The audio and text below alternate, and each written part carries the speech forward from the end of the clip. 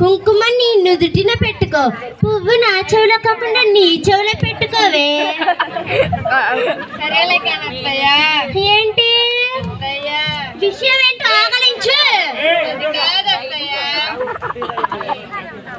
విషయం ఏంటో ఆగలించే. పండగ దగ్గరికి వస్తుంది కదా, ఊరికి వెళ్దాం అనుకుంటున్నాను అత్తయ్య. మళ్ళీ పరీక్షిస్తే వెళ్తాను అత్తయ్య. నీకు అనిపించకపోతే ఆశ్చర్యం, కానీ నీకు అనిపిస్తే ఇంకా ఆశ్చర్యం ఏముంది తల్లి. అయినా పండగకి ఇంకా 10 రోజులు టైం ఉంది. ఇప్పుడే ఊరికి తగలాడి ఏం చేస్తావే? మా అమ్మకు పిండి వంటలు చేయడం చేత కావట్లేదంట, సాయం కోసం రమ్మండి అత్తయ్య మా అమ్మ. మీ ఊళ్ళో వంటలు చేసే బిజినెస్ ఏమైనా పెట్టుకుందా ఏంటి మీ అమ్మ? మా అమ్మే కాదు అత్తయ్య, మా తమ్ముడు కూడా నన్ను చూడాలనుకుంటాడు. తమ్ముడు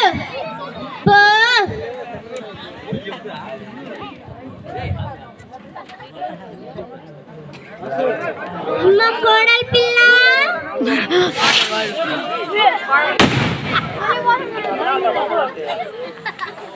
మా కోడలి పిల్ల,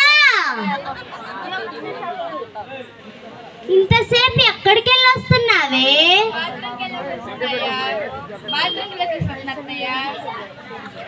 అయినా ఎక్కడికైనా వెళ్ళేటప్పుడు నన్ను కూడా పిలవమని చెప్పానుగా. చెప్తే మీరు కూడా వచ్చేదాన్ని అత్తయ్య. ఈ వెటకారాలకి తక్కువ లేదు తల్లి, పని చేయటానికి మాత్రం తెలివితేటలే పనికిరావే నీకు. అయినా నిన్న రాత్రి నువ్వు వండిన అన్నం ఉందే, అబ్బో అన్ని రాళ్ళే తగలడ్డాయి.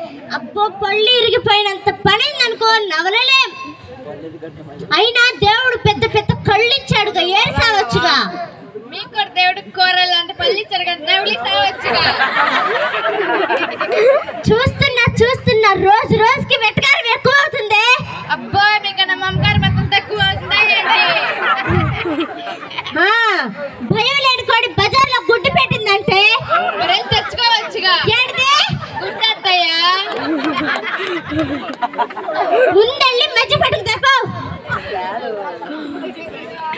అమ్మో పిల్ల నడుస్తుందండి. నిన్ను నేనేమంటాను తల్లి, నేను అంటుంది పిల్ల. మజ్జిగ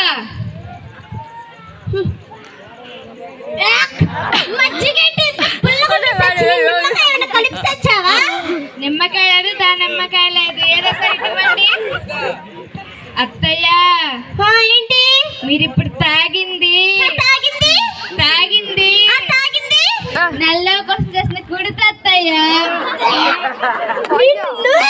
నాకే